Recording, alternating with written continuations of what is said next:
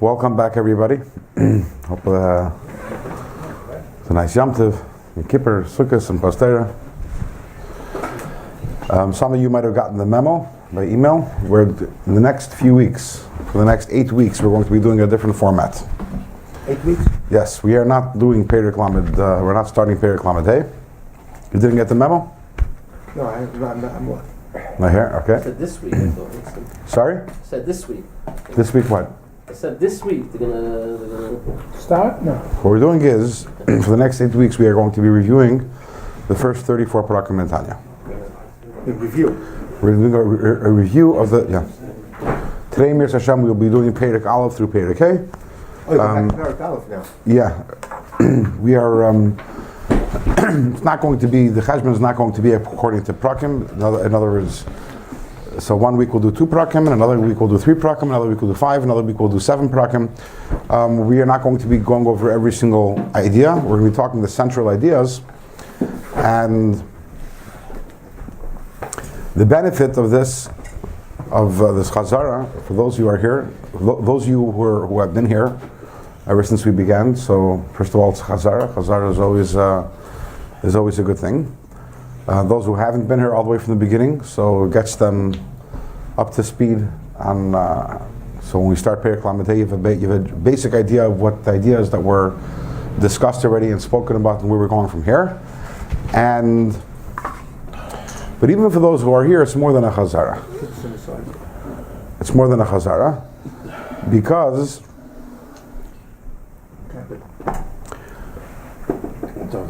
Tanya is not only a collection of ideas, but as we discussed on different occasions,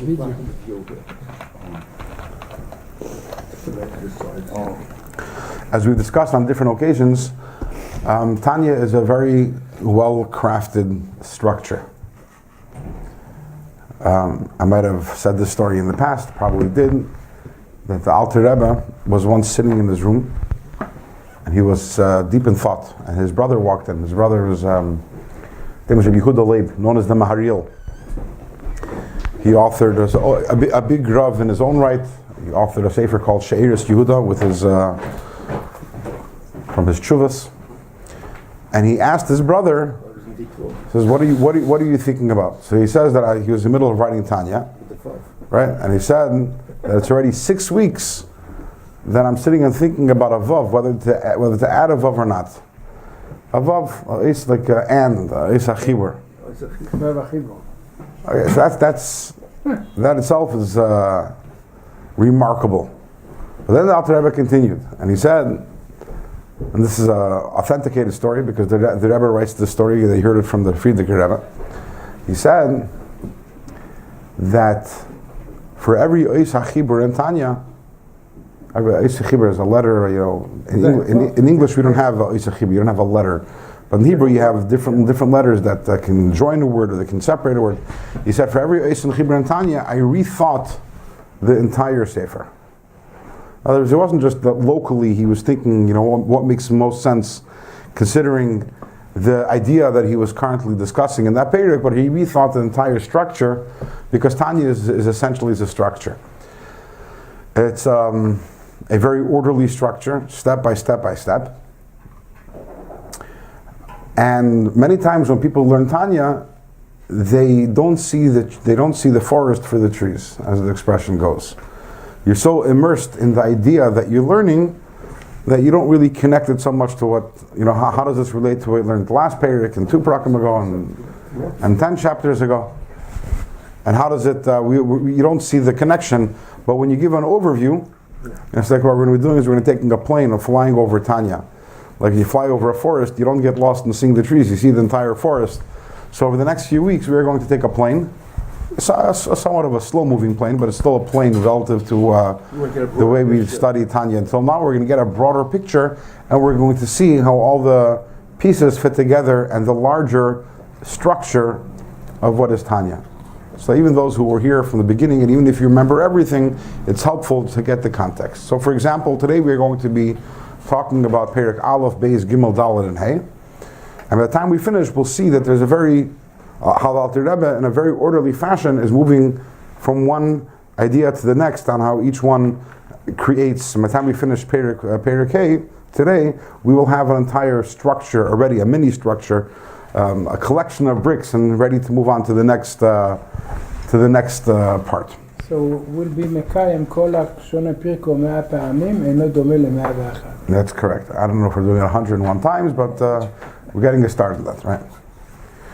Tanya is called Sefer Shel Beinanim. Tanya really has three names. It's called, colloquially, it's called Tanya. And that's because the first word of the first perek of the first chapter is Tanya. But the Alter Rebbe, he says in the very beginning, on the very what's called the Sharblat, the title page, he says this is a Sefer Likutei Amarim. So that's one name that it's called by. Likutei Amarim is not a very descriptive title. It means it's a collection of sayings. Alter Rebbe in his humility is saying, I'm not really telling you anything new. I'm just collecting different sayings from different masters. But then he says, Hanikra b'shem Sefer Shel Beinanim. The first part of this Likutei Amarim is called Sefer Shel Beinanim. What is Sefer Shel Beinanim? A Beinani is a person who struggles. The legend is amongst Chassidim that the Alter Rebbe authored another Sefer called Sefer Shel Tzadikim. And in that Sefer, he wrote, what is the avodah for someone who's a tzaddik? A tzaddik is someone who doesn't struggle. A tzaddik is a completely different creature than we can imagine. A tzaddik doesn't have any ego, has no selfish drives, has no temptations. A tzaddik is only motivated by love of Hashem and fear of Hashem and a desire to connect to Hashem. So the Alter Rebbe wrote a sefer devoted to a tzaddik. I know throughout the months and years that we've been teaching, whenever we talk about a tzaddik, invariably someone will raise their hand and ask, so what is the point of being a tzaddik? There is no struggle. And my answer usually is, I don't know. I don't know. However, the Alter Rebbe did write a sefer for those who are at tzaddikim. That sefer, unfortunately, doesn't exist anymore. The manuscript got burned. But then the Alter Rebbe wrote a second sefer. I'm not sure in which order it was, but the Alter Rebbe wrote a second sefer called Sefer Shel Beinanim, and that is for people who struggle. The Sefer Shel Tzaddikim has to be juxtaposed against the Sefer Shel Beinanim. There's one book that tells you what to do if you don't struggle in life. If you're the perfect person who does everything right. And then the other book is for Sefer Shel Beinanim, those of us whose life is one long struggle. Well, that's what Tanya is. For all of us. That's for all of us, right? I figure, so if those of you are here, probably it's because you're struggling. The tzaddikim don't come to hear my classes, that I can tell you. Third sefer, Kaviyachol? A third sefer for what? The opposite of tzaddikim. No, there is no sefer Shal Rishayim, and the reason why is because Rishayim also struggle. So are the There's only two kinds of people in this world, not three. There's a tzaddik, who's the person who doesn't struggle, and the other type of person is the person who does struggle. Now, of the people who struggle, what is their success ratio? What is their success rate? So someone who's very good, has a 100% success rate, that person will be called a Beinani. Someone who is 99.9% or lower is called a Rasha. But it's not a different type of person. We learn Tanya because the Beinani is who we are, the struggling person. There's no need for three Sfarim because only two types of people. So you don't need a third sefer. So again, Tanya is for people who struggle, and that is those people, again, all of us who struggle, we come to Tanya, we turn to Tanya for how to be able to manage our struggles and to be victorious in our struggles. But who is the struggle between? Or what is the struggle between? What are the elements that are struggling? So on Perek Aleph of Tanya, the Alter Rebbe begins Tanya. So the first page and a half, the first Amud and a half of Tanya, the Alter Rebbe he brings several different Mamari Chazal from the Gemara, which challenge the perception that we have of what a tzaddik is and what a rasha is and what a Beinani is. Because as we know that in popular colloquial understanding, a tzaddik is someone who is mostly good, and a rasha is someone who is mostly bad, and a Beinani is someone who's in the middle. So the Alter Rebbe first he brings different passages from Tanya that challenge this idea, and he asks several questions. But this is the first page and a half, so to say, the Hakdama is the preface, the introduction, before we get to the meat of it. And the meat of Tanya begins on page 10, which is around halfway through Perek Aleph of Tanya. The Alter Rebbe is going to lay down the first and perhaps most important principle in Tanya. And that is, if you see, it's on around 12 lines from the bottom, or 11 lines, where the colon is, the Alter Rebbe says, Achbira Inyan, the explanation of everything, in other words, all the questions we asked earlier, and all the different Mamari Chazal we brought down, Al Pi Mashikaseh Rab Chaim Vital Zal B'Shara Kedusha, is based on that which Reb Chaim Vital said. He wrote, Reb Chaim Vital was the Talmud of the Arizal. Reb Chaim Vital wrote in Shara Kedusha, the L'kol Ish Yisrael, that every single Jewish person, Echad Tzadik V'Echad Rasha, whether the person's a Tzadik, whether the person's a Rasha, Yesh Shtei Neshamais, everyone has two different souls. And this is a fundamental idea in Tanya, and this is the struggle. So if Tanya is Sefer Shal Beinanim, and as we defined, what is a Beinani? The Beinani is the one who struggles. What is the struggle between? The struggle is between the Nefesh Elokis and the Nefesh HaBahamis. But what is the Nefesh Elokis and what is the Nefesh HaBahamis? So what we're going to do today is like this. In Perek Aleph, for the rest of the Perek Aleph, the Alter Rebbe is going to tell you the substance of what the Nefesh HaBahamis is. In Perek Beis, the Alter Rebbe is going to tell us what the substance of the Nefesh Elokis is. In Perek Gimel, the Alter Rebbe is going to tell us what the components of the Nefesh Elokis are. Maybe we should close the window. Oh, it's over. There you go. Until the next time. And in Perek Daled and Hey, the Alter Rebbe is going to discuss the tools and the agenda of the Nefesh Elokis. So again, Perek Aleph, substance of Nefesh HaBahamis. Perek Beis, substance of the Nefesh Elokis. Perek Gimel, components of the Nefesh Elokis. Perek Daled and Hey, the tools and the agenda of the Nefesh Elokis. That's what we hope to cover today. And the next week we will turn to the components, tools, and agenda of the Nefesh HaBahamis. That will be Prakim, Vav, Zayin, and Ches. So we're already beginning to see how orderly and structured Tanya is. Very, very orderly, very structured. So we start again with the Nefesh HaBahamis. We start with the Nefesh HaBahamis in Perek Aleph, the substance of the Nefesh HaBahamis. What is the substance of the Nefesh HaBahamis? So the Alter Rebbe says, Nefesh Achas, 6 lines from the bottom, Mitzad HaKlipa, V'Siter Achra. What is the substance of the Nefesh HaBahamis? Is Klipa. So the first soul that we have, in other words, life is about the struggle between two souls. Soul number 1, what is it? It's Klipa. What is Klipa? Klipa is anything that has an identity. Anything that has an identity is Klipa. As we will see, the opposite of that is Kedusha, which is Bittul, which has no identity, which is nullification to Hashem. So there's one soul that we have, which is Klipa, which is an egotistical soul. In Chassidus Chabad, there's probably no greater insult you can give to someone than to call someone a yesh. It's kind of funny, a yesh. What does a yesh mean? Outside of Chassidus Chabad, if you want to insult someone, there are many different insults you could use, and maybe you'll call someone a Baal Gaiva. Baal Gaiva is an arrogant person. Now, being an arrogant person, that's an obviously bad midah, universally accepted, a repugnant trait.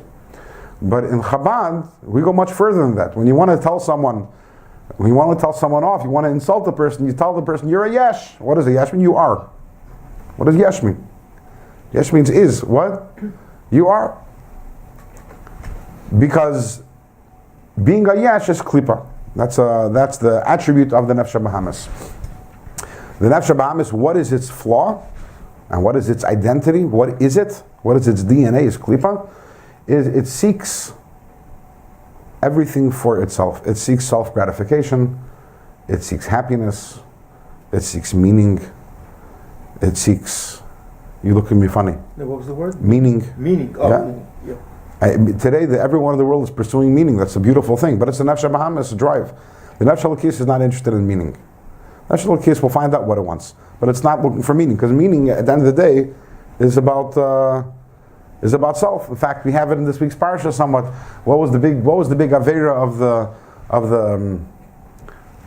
the Dor HaFlaga, the generation that built the tower? It's very cryptic in the Torah. It's very hard to understand what their avera was. But you look, v'nasa lano shem, what they wanted to create a monument for themselves.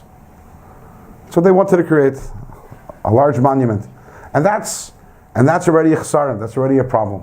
We weren't put here in this world to perpetuate ourselves. We weren't put here to find meaning or to find happiness. That's all the function of the Nefesh HaBahamis. Is the Nefesh HaBahamis bad? Absolutely not. Can the Nefesh HaBahamis be bad? Absolutely. It could be. Why? Because for selfish reasons we can do bad things, and also there are a lot of different traits, harmful traits, which are bad traits. So, for example, he brings down how laziness is from the Nefesh HaBahamis, and anger is from the Nefesh HaBahamis, and sadness from the Nefesh HaBahamis, and boasting and mockery, and all these different things, anger and arrogance, temptations. At the same time, says the Alter Rebbe, there is a wonderful, beautiful side to the Nefesh HaBahamis. In fact, the Gemara says that every single Yid naturally is a Rachman and a Gemel Chasadim, is a merciful person, and a person who likes to give, likes to do chesed. Now that's not a function of the Nefesh Elokis, that's a function of the Nefesh HaBahamis. The Nefesh HaBahamis of a Yid, what makes it feel good is being nice to others. But since it's what makes it feel good, it's about its ego, that's the Nefesh HaBahamis. The Nefesh HaBahamis is not bad. And that's why, as mentioned many times, we're not talking about the Yetzer Tov Yetzer Hara. Yetzer Tov Yetzer Hara is something else. Nefesh HaBahamis is not bad. It's not bad, it's not good. It could be bad, it could be good. It's about what makes me happy. What makes me happy? A lot of things make me happy. Sleeping until noon makes me happy. Eating a very big meal makes me happy. And giving money to a poor person also makes me happy.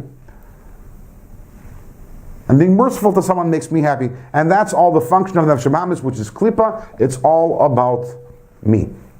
Alter Rebbe talks also, there's a little difference between the Nefesh HaBahamis of a Yid and the Nefesh HaBahamis of a Goy. The Nefesh HaBahamis of a Yid is even more naturally merciful. The Nefesh HaBahamis of a Goy also wants to do good things. But the Nefesh HaBahamis of a Goy wants to get credit for it. It wants to get the acclaim. It likes the afterglow, the after effect, with either that it gets from other people or even just basking in the thought, oh, I did something great.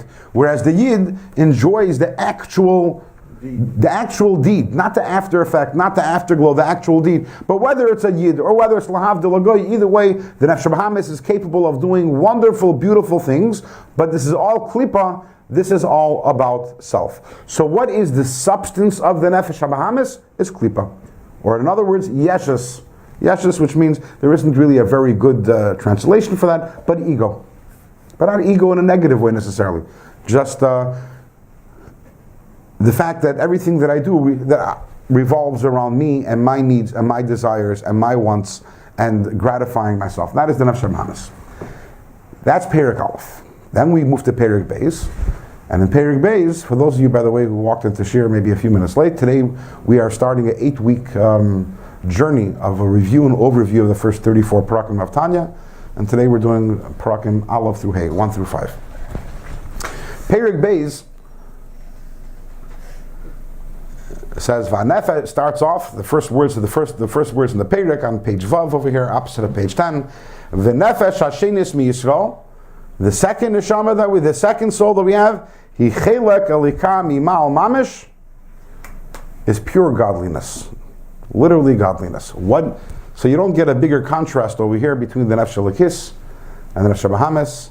Nefesh HaBahamis is about self, and the Nefesh Elokis is pure godliness. It is about bittul. So when we started off saying that Tanya is Sefer Shel Beinanim, it is the book of it is the Sefer of the struggle. It's not really talking about the struggle that many of us talk about when we're speaking about life.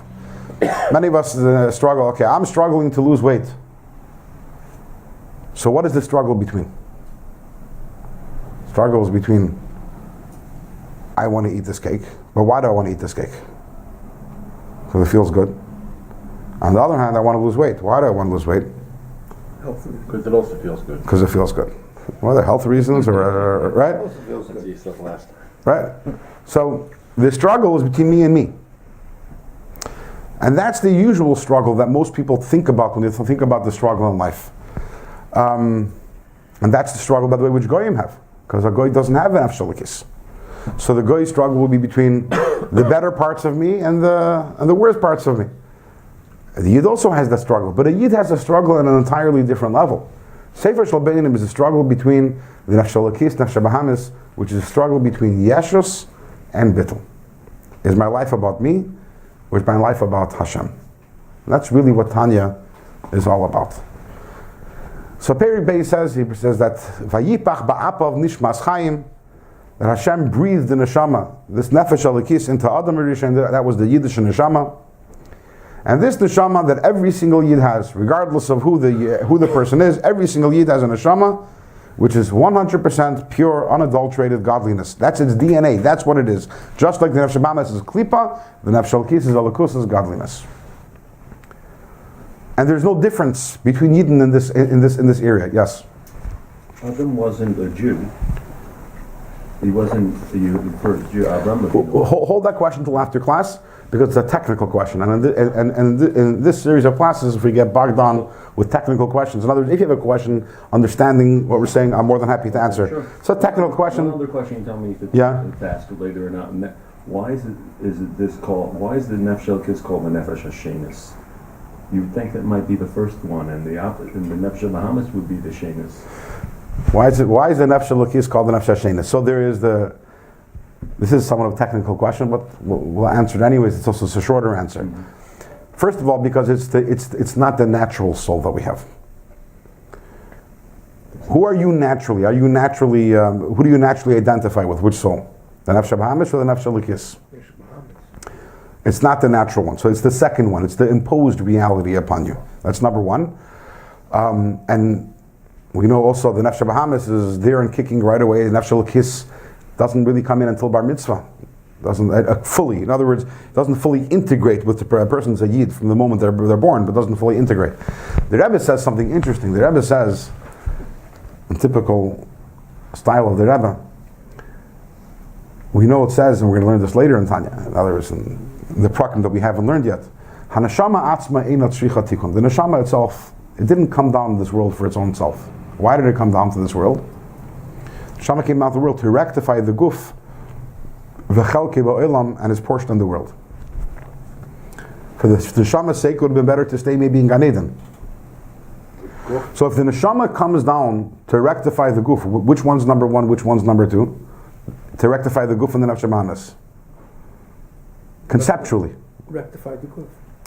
If one, in other words, that means that first there was the guf nefesh bahamis, and the neshama was put there to rectify it. So that makes the guf number one, and the neshama number two, because the neshama is there to bring a tikkun to the guf and the nefesh bahamis. Now the Alter Rebbe does point out in the rest of Perek Beis, there are many different levels of neshamas, and we can't compare our neshama to the level of the neshama of the Aves or Moshe Rabbeinu, and within every single generation itself also. There are higher neshamas, some lower neshamas. There's the tzaddikim of the Deir and the Talmidei Chachamim whose neshamas are much higher, which seems to challenge this notion. If every neshama is pure godliness, then what does it mean that there are different levels in neshamas? And the Alter Rebbe responds with an analogy, and the Alter Rebbe says that just like the entirety of a child comes from the DNA of the parents, every single part. Is there a difference between the brain and the toenail? No, there is no difference. They both carry the exact same DNA. Where does this DNA come from? From the parents. In our case, we're also Hashem's children. B'ni b'chayri Yisrael. Why are we called Hashem's children? Because of the Nefesh Elokis. The DNA of the Nefesh Elokis is godliness. But there's different. So just like in the child, there's a difference that the brain is much more sensitive and much more aware of its source than is the toenail. But at the end of the day, they're still all the same DNA. The same thing amongst all Yidden. Yes, you have different levels in Neshama. Some are more sensitive and more aware of their source as they come, by the time they come down over here into the body. And that is what creates the hierarchy amongst Neshamas. But in terms of the actual substance of what the Neshama is, the DNA, every single Yid, from the greatest tzaddik to the greatest Rasha has the exact same thing. The neshama is a chelek elika mimal mamish. So that is, in Perek Aleph and Perek Beis, we have the substance of the Nefesh HaBahamis, the substance of the Nefesh HaLikis, and now we understand these two elements that are at war against each other. Perek Gimel then turns to again, what are the components of the Nefesh HaLikis? We know that it's godliness, but as the neshama comes down over here, it assumes, not only as it comes down over here, even as the neshama is above in Gan Eden, it has a spiritual form. And what are the components of the neshama? And the Alter Rebbe says the components of the neshama are the 10 koiches. Because the neshama has the DNA of Hashem, it's a chelek al kami mal mamish, and because Hashem has 10 spheres, chachma, bina, das, chesed, gvura, tiferes, netzach, chod, yesod, and malchus. So therefore, in the same way, every neshama is a microcosm of that which is above, and that's why Eiv says, "Mibsari echza eleka." I could look at myself and get a glimpse into Hashem, or as we had in last week's parsha, that Vayivra Elokim es ha'adam b'tzalmoi b'tzalam Elokim, right? That we were created b'tzalam Elokim, and that is because the neshama is a composite of these 10 different attributes or traits. So those are the 10 components of the neshama. What is the neshama? Chachma, bina, and das, which is wisdom, understanding, and knowledge. And again, the translations of wisdom, understanding, knowledge aren't that precise. The Alter Rebbe defines every single one of them. Chachma is the original flash of inspiration that a person receives. When a person is trying to come up with an answer, an idea, a solution. So when a person is thinking, the flash of insight that comes into a person's mind, that is the chachma. Bina is, as the word bina implies, the word bina is related to the word binyan, creation, a structure.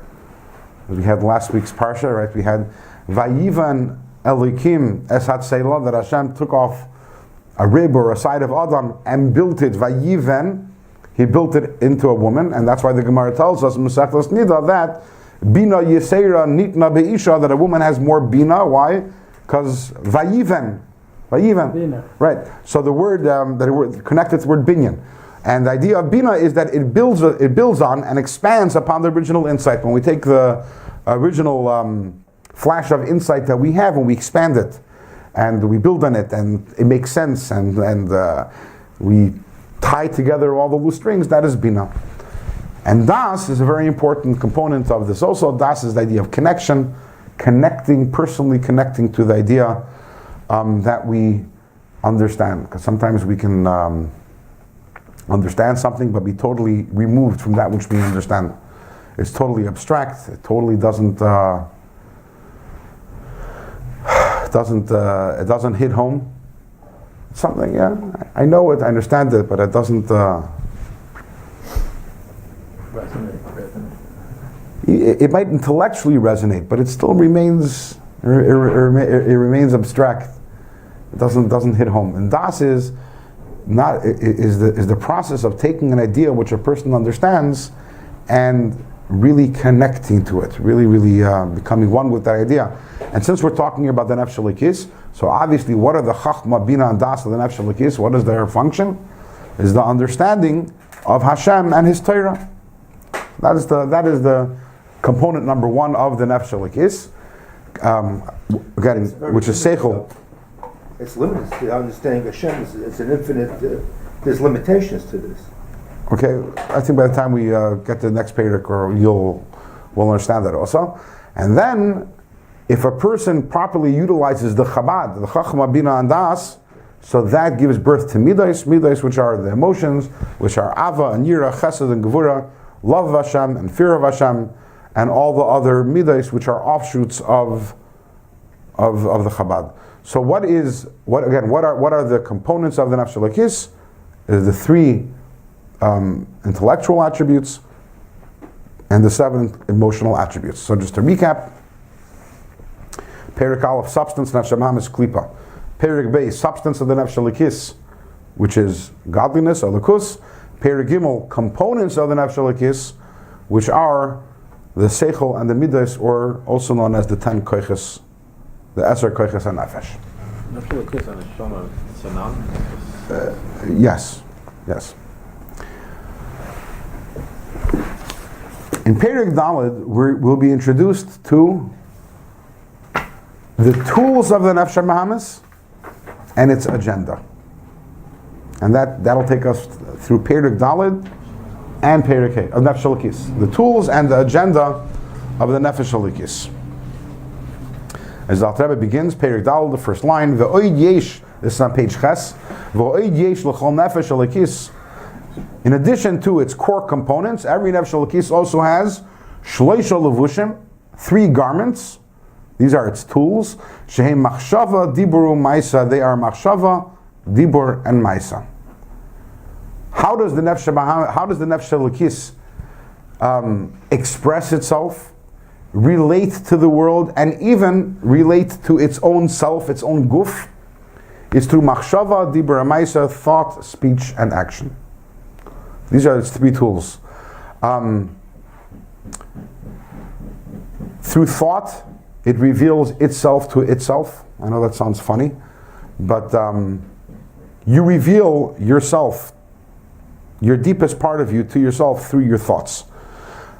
For example, you can have a feeling of fear, or a feeling of love, or any other feeling that a person might have, anxiety, jealousy, anger, whatever feeling a person might have. How do you make sense of it and sort through it? Through your thoughts. It's a feeling, but you process it. The tool to process that feeling is through your thoughts. You can have an intellectual idea. How do you process your intellectual idea? With your thoughts. Dibur is how you express your seichel and midos to another. When you speak, that's the way you express your thoughts and your feelings towards others. And then Maisa is how through action we actualize our seichel and midas, we actualize our thoughts and our feelings. Now, it would seem that since Machshava, Dibur, and Maisa they're not core components of the Nefesh Elokis. Core components are seichel and midas. They are the tools of the Nefesh Elokis, or as the Alter Rebbe says here, the garments of the Nefesh Elokis. It would seem that they're less important than the core components, because if they're only there to facilitate the Nefesh Elokis, it would seem that they're less important than the Seichel and Midas. They are on a lower level.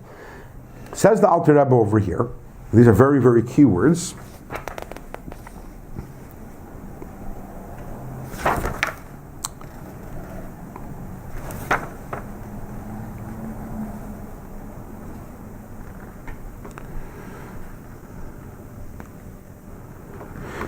This is on page Ches, 6 lines from the bottom. Now these 3 garments, since we're talking about the Nefesh Elokis, so when we're talking here about Machshava, Dibur, and Maisa, what are we talking about? We're talking about Machshava, thinking about Hashem and thinking about Torah. Dibur, talking Torah. Maisa, the mitzvahs. Even though that we call them the levushim, the garments, im kol zeh, nevertheless, gavha v'gadla ma'alasam le'ein kates v'soif. They are infinitely greater. Al ma'alas nefesh ruach neshama atzman, greater than the nefesh ruach neshama itself. In other words, than the seichel and the midas. And why is that? So the Rebbe is going to explain this is a very difference between a human relationship and a relationship with Hashem.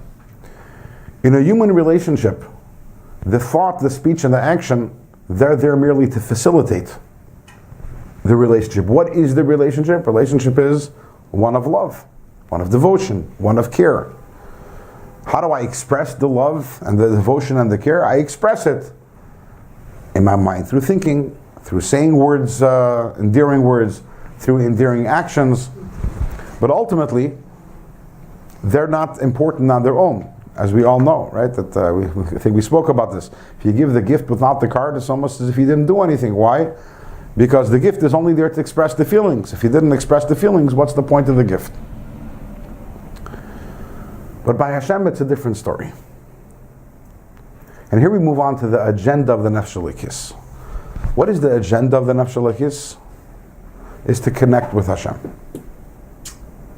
We're going to talk about this more later on in chapter 19. We talk about Neir Hashem Nishmas Adam, that the neshama, the Nefesh Elikis is like a candle. Why is it like a candle? Because just like a candle is always flickering and trying to reach upwards, the same thing is also the neshama all at once. Its greatest want, wish, and desire is to be subsumed in Hashem. It doesn't want to even be. It just wants to connect to Hashem, be part of Hashem. That is its weakness. That is its desire. But the problem is the neshama can't connect with Hashem, because Hashem is unconnectable.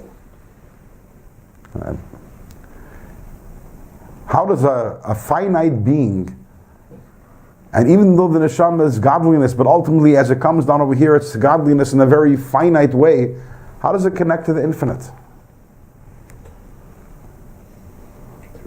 But you say it's part of Hashem. Sorry? You said the neshama is a chelik mimao. That still seems to be a contradiction in terms. That's true. But as it comes down over here, it already assumes a form and it becomes a finite being, although its DNA remains godliness. And that's what it is at its core, is bittul to Hashem. It wants to connect to Hashem as He is. And it's limited in that way. So wouldn't that be considered klippers? A klipper for the he's being limited and he's being... It's a good question, but let's leave that for later. It's a good question, but let's leave it for later. As it says in Zohar, less machshava tfisa beiklal. We can't connect to Hashem because our minds cannot grasp Hashem. It's like a little mosquito, wanting to connect to a human being and having a relationship with a human being. With what? How is it going to connect? The gap is so large. And we have to understand that ultimately a mosquito and a human being, they're both organisms. One is a little more complex than the other. One is a lot more complex than the other, but they share actually a lot in common. As opposed to us and Hashem, we have nothing in common. So how do we connect to Hashem? So for that, Hashem gave us Torah and mitzvahs. Torah and mitzvahs they constitute our connection to Hashem. When we do a mitzvah and we are doing Hashem's will, we are then connecting ourselves to Hashem. When we learn Torah, at that moment we are also connecting ourselves to Hashem. It's a gift from Hashem. Torah, without Torah mitzvahs, we can't connect to Hashem. So therefore, as great as the neshama is, the Nefesh Elikis is, and as great as and although the machshava dibra ma'aser are only tools or only levushim, but it is only through the levushim. It's only through thought, speech, and action. Thought, speech, and action of Torah mitzvahs that the neshama can connect to Hashem. So when a yid does a mitzvah, and he does it with love of Hashem, and with fear of Hashem, so the love and the fear are the core components of the neshama. But the love and the fear on their own can't connect to Hashem. But when you do a mitzvah, but when you shake a lulav, and you're doing that with avas Hashem, then the love of Hashem invests itself within the mitzvah and is also connected to Hashem. How does the neshama connect to Hashem? Through the tools. So again, in human relationships, the relationship is one of heart to heart and mind to mind. It reveals itself through the actions. Not with Hashem. Torah and mitzvahs are not to reveal the connections. They create the connection, because the neshama on its own is unable to connect to Hashem. So the agenda of the neshama is to connect to Hashem. And the tools, how does it connect to Hashem? Is through Torah and mitzvahs. And when a person does Torah and mitzvahs, then his entirety becomes connected to Hashem. Because when you use your mind to study Torah, and you say the words of Torah, so then your seichel, the moichin, the chachma, bina, and das of the neshama, through the levush, through the machshav and dibur, are connecting to Hashem. And when a person does a mitzvah with Avas Hashem and Yiras Hashem, then through that mitzvah, the midos of the Nefesh Elokis become connected to Hashem. So when a person studies Torah and does mitzvahs and infuses them with Avas Hashem and Yiras Hashem, so the entirety of the person is connected to Hashem, as Dr. Rebbe says on page 16. Let's read 5 lines from the bottom. Because the Torah and the mitzvahs are malbish, they enclose all the 10 koiches of the nefesh. In other words, the person is investing their seichel and their midas into Torah and mitzvahs. So the entirety of the neshama is completely connected to Hashem. And the light of Hashem is literally surrounding it, encompassing it from its head to its foot. By doing any mitzvah or Torah. Yeah. But again, it's not only doing mitzvah learning Torah. It's when you're doing mitzvah learning Torah, and that's malbish all the 10 bechinas of your nefesh. If you do a mitzvah or you learn Torah without the Avos Hashem and Yiras Hashem, So what do you have there? so you're connecting to Hashem. But what are you connecting? Not your core components. If your core components are your seichel and your midas, how do you connect your midah? How do you connect the you to Hashem? Do a ma'aseh mitzvah. Yeah, but let's say you don't have that. You don't have the Havas Hashem. You don't have the emotion. So the mitzvah. What do you have left of it? What's the net result? Saying it has to be activated. Yeah, the whole point is that through the levush, all of you becomes connected to Hashem. The core components again are the seichel and midas. That's who you really are. Who are you? This is a very important thing. Who are you? You're not. You're what you say. You're what you do. That's not who you are. That's how you express yourself. Express yourself with the mitzvahs, though. Forget about the mitzvahs for a second. If I was a good mimic and all day I followed you around and I said everything you said and I copied am I you? No. Why am I not you? But I'm doing exactly what you're doing. I'm saying exactly what you're saying.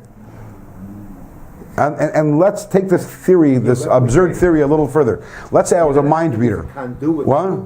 You're replicating it. You're not. It's not. You're not a conduit. Because you're not what you speak. You're not what you do. You can actually feel one thing and say something entirely the opposite. You can think one thing and do the opposite of that. It's not who. That's not who you are. That's how you express yourself. Who you are. What makes you you? What makes you different than me? Is your perceptions and your feelings. That's your unique personality. That's your unique identity. You express your unique identity with your words, in your mind, in your thoughts, and you express it in your actions. But those are expressions of your unique identity. Your neshama has a unique identity. What is its unique identity? Its feelings, its perceptions, its seichel and midas. So when you do a mitzvah, if you're not involving those parts of you, so to say, remain outside of the connection. If you want to be fully connected, and all of you, then you have to do a mitzvah, but the mitzvah have to be the vehicles and the conduits for the core components of you, which are the Eser Koiches HaNefesh. But you still have the mitzvah, though, if you don't connect with... Yes. You're connecting, but on a more external level. Oh, I see. But not fully. You're not investing your most Is it the same thing he's going to say later? That the like Havana. Okay. I don't know. So when you say mitzvah suchas kavanah, how does that interplay with what we're saying now? When we connect, even in the human realm, when you connect to someone. Yeah. So if you can connect to someone, okay, the person asked you to do something for them, you did it. Okay, that's a connection, right? I ask you to do me a favor, you do it. There's a connection created over there. But a deeper connection is when there's a connection on a deeper level. A connection of the mind, the connection of the hearts. Are we connecting to Hashem at a deeper level? Now, our minds and hearts on their own can't connect to Hashem. They need the vehicle of the mitzvahs, and that only happens through machshava dibur ma'isa, through those tools. But that's the greatness of machshava dibur ma'isa. Without them, there is no connection. With them, there is a connection, and then when we put ourselves into them, then all of us becomes connected with Hashem. In Perek Hey, although we have over here, we have everything, right? We have Perek Beis was the substance of Nafshelikis, Perek Gimel, its core components, Perek Dalet, we already have over here what are its tools and also what are its agenda. In Perek Hey, we're going to take it a step further. In terms of connection to Hashem, as it turns out, although in Perek Dalet we lumped together Torah and mitzvahs, and we said that through Torah and mitzvahs, through both of them, we connect to Hashem. But actually, in Perek Hey, the Alter Rebbe is going to say there's a huge advantage in Torah over mitzvahs, and the connection that we have Hashem through Torah is a much greater one than we have through learning Torah. Is greater than through mitzvahs. And why is that? So what did you say? Because mitzvahs is makif, and Torah is pnimius. And Alter Rebbe brings down at the end of the Perek. Torah itself, I understand. What nikif means pnimius. Alter Rebbe says in the end of the Perek, he brings down from the Eitz Chaim, then in Gan Eden. So what is the levush? What levush does the neshama wear? What garments does the neshama wear? The garments are the mitzvahs that it did in this world. And what do they eat, the neshamas? What do they eat in Gan Eden? So they eat the Torah that they learned. That's what it says. It says, we have a seirascha b'soich meyai, right? As I state in Tillim, it says that the Torah is in my intestines. I eat it. So in Gan Eden, so the neshamas, they wear their mitzvahs, and they are nizoin, they are nourished from the Torah. What does this mean? So, Alter Rebbe explains that the difference in Torah and mitzvahs is that when you do a mitzvah, you are being encompassed by Hashem's light. You are at this point fully enveloped in the mitzvah, enveloped in Hashem's ratzon and Hashem's will. But when you learn Torah, something much greater happens. The Torah becomes part of you.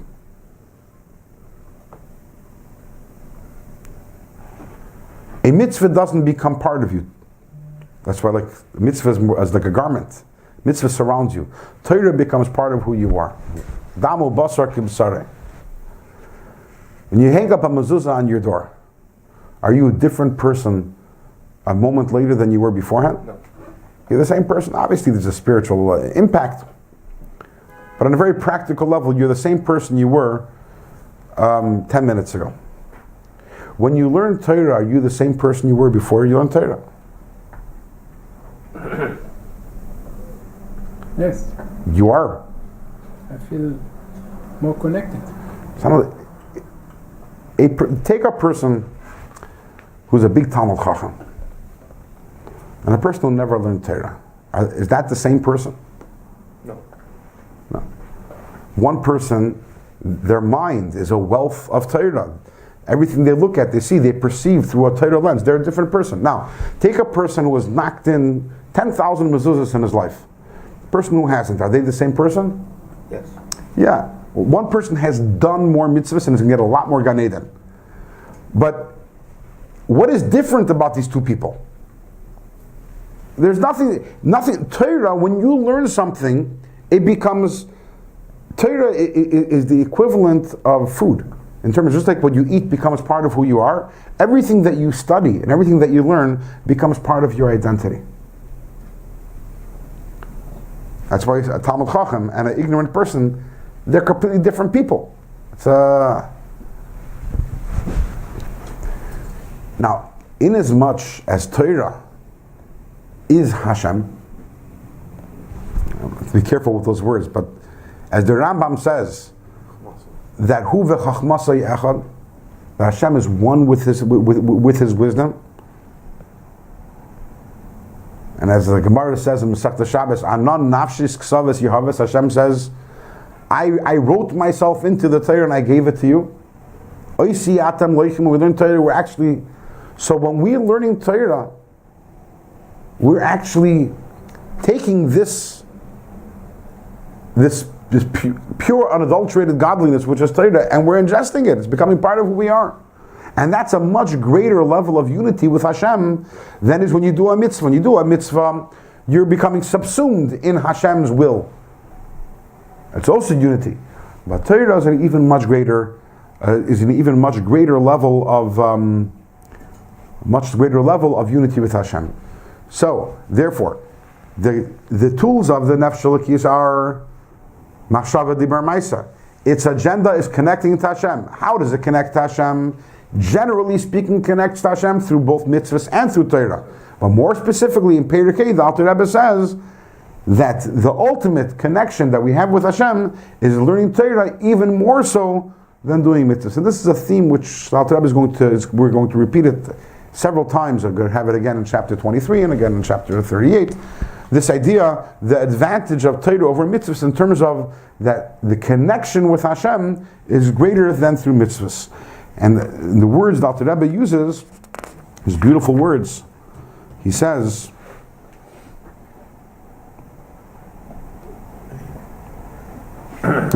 let's look at page 18, 6 lines from the top. When a person understands a psak halacha, as the halacha is laid out in the Mishnah or in the Gemara or in the Peskim, this person that is grasping and understanding and encompassing in his mind the will and wisdom of Hashem, the last machshava tfisa bei, which essentially Hashem can't be understood or grasped. But when you're learning Torah, you are grasping Hashem. Because essentially, Hashem can't be grasped. It's impossible to grasp Hashem's wisdom. It's impossible to grasp Hashem's will. Ki'im. The only way we can grasp Hashem is bislapshusam b'halachis haruchis lefanenu. The way they are in the halachis, the way Hashem's wisdom and will are put into halachis that we have before us. V'gam sichlei melubash behem. Leave those words alone for a second. V'hu yichud nifla. And this, when a person studies Torah, is an incredible, wondrous unity with Hashem. She'ein yichud kamayu. There is no unity like this. There's no, in the physical world, we don't even have an example of such an incredible unity. When you study Torah, you become one and united with Hashem mamish b'kol sadu pina, from every single side and from every single corner. So with this we have concluded the first 5 prakim. Again, substance in Nefesh Hamis, that's Perek Aleph. Perek Beis, substance in Nefesh Elokis. Perek Gimel, components of Nefesh Elokis. Perek Dalid is the agenda and tools of the Nefesh Elokis, and Perek Hey is an even higher level within the agenda, is when a person not only connects to Hashem, but actually unites with Hashem in this incredible way through studying Torah. And just to conclude with an idea from this week's Parsha. I have a question. So what makes it a lavush for Nefesh Elokis is the fact that it's that you're doing Torah mitzvahs. At the same time, let's say you switch and you do an Aveira with the same machshava, then what is it? Let's say you're middle of learning and then you have a thought that's on Aveira, or you say Lashon Hara. As we've discussed at different times, we have 2 battery packs. Every Yid walks around with 2 battery packs. One is an Nefesh Elokis, one is Nefesh Hamis. At any moment, we're plugged into one or the other. If you're learning Torah and then you decided to do something else in the middle, that means you unplugged and plugged into somewhere else. So it's the same machshava, but it's different. It's the same, obviously, the same physical tools, but it's coming from a totally different place. Different place. Yeah. So in this week's Parsha, we have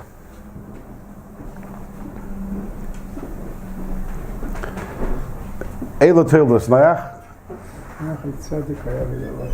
Right? That was a tzaddik tamim b'dei reisav, in his generation. What does it mean, his generation? So Rashi famously says, Yesh dersh nesei l'shvach, v'yesh dersh nesei l'gnai. That those who say that those who say that this is a praise for Noach, those who say that this is said not in praise of Noach. This is derogatory of Noach.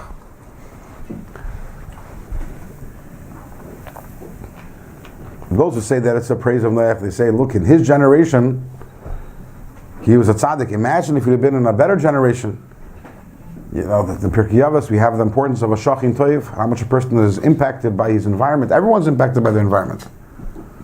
So Noach would have been in another generation, he'd have been even so much greater. So the Reisa was telling us it's a praise. Even in that generation, he still was a tzaddik. But the Yesh Darshanei Shel Gnai, those who say no. In his generation, relative to the people around him, he was a tzaddik. Had he lived in another generation, had he lived in times of Avraham Avinu, he wouldn't have been considered anything. So the question is, asked by many, if you can have a positive spin, if you can have Darshanei Shel Shvach, if you can say something nice, then why bother? Why even bother with the Yesh Darshanei Shel Gnai? Why say something not nice about someone if you can say something nice? Also, well, according to the Tanya, what would he have been? You're talking about the tzaddik being the Rasha of Tanya? Good question. I have to think about that. But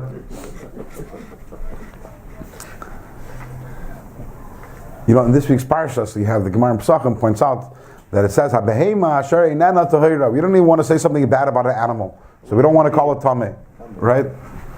So you don't want to say something. We don't want to call the animal tameh. Why would you want to speak in the gnus of Noach?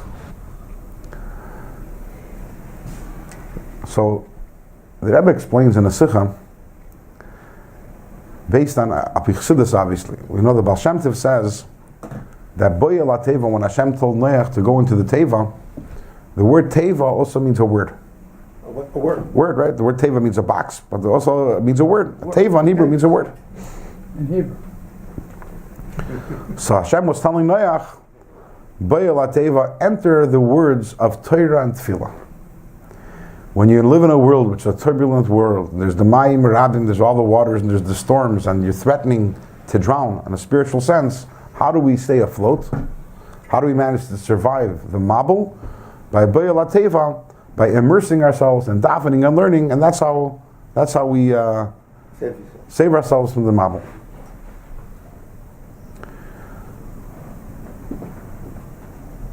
And that's really what this is all about. We're learning here in Perikei and Tanya. We live in a world which is disconnected from Hashem, and a world where the neshama is threatening to, it feels that it's drowning. And we say to Boya la Teva, you can, even in this world, even with a mabul and everything, you can always connect Hashem. Boya la Teva, enter the words of davening, and enter specifically the words of learning Torah, and through that you have this incredible unity with Hashem. But he didn't have time. So a person might think, one second, so a person might think, says, you know, another person needs to enter the words of Torah and Tefillah in order to be able to escape the Mabul. But me, I'm a very holy person, very spiritual person. I'll survive. I'm not going to drown. So that's why we say, Yesh Darshanei Shel Shvach. You should know Noach was an incredibly great tzaddik. And even he was a tzaddik in that generation, even though that was such a terrible generation, he was an incredible tzaddik. And even him, Hashem told him, Boya la Teva, you also have to enter the Teva. And why is that? Because as we learned today, as we learned in Perek Daled, you can't connect to Hashem without Torah. You can't. You can be holy, you can be a tzaddik, whatever it may be. But without Torah, you're missing your lifeboat. You're missing your connection to Hashem. Another person might come along and say, a holy person can save himself by entering the Teva. You know, by immersing himself in the words of davening and learning. But I'm not such a holy person. I know who I am. I don't think I can be saved by the Teva. So therefore comes along the Rashi and says, no, Yesh Darshanei Shel Gnai. Noach wasn't such a great person. Had he lived in times of Avraham, he wouldn't have been considered anything. And still Hashem told him, Boya la Teva, enter the Teva, because there you can be saved. So we have the Yesh Darshanei Shel Shvach and the Yesh Darshanei Shel Gnai to tell us, regardless of where you are in the spectrum, whether you're a shvach or a gnai, you're a great tzaddik, not such a great tzaddik, either way, you should know, how do you connect to Hashem and save yourself from the mabul, which is Elam Haza, is Boya la Teva, enter the words of davening, enter the words of learning, and through that, regardless of who you are, you're a yid, you have a neshama, you can connect to Hashem and be saved from the mabul. How